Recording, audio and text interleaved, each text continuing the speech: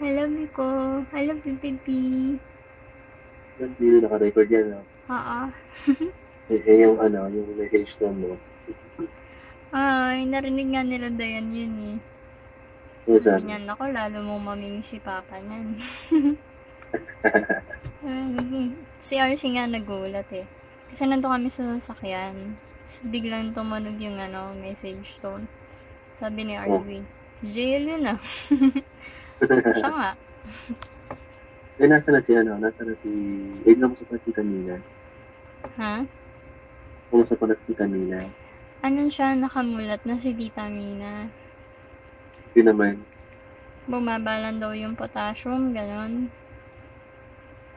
yung tubig, okay naman yung niya. Oo, kaso medyo nga eh, parang bloated na yung itsura ng mukha niya. Kasi dahil daw Hmm. sa steroids. Ano nun? Experience ko. Oo. After nun, yung doktor pumunta dun, sabi naman niya, kinabukasan mga tanghali, pwede na siya lumabas. Ah, Kaso kailangan, dapat maasikaso yun. Hindi talaga pwedeng pabayaan eh. Yan siya lang mag-isa. okay. Ibikis. Sarap.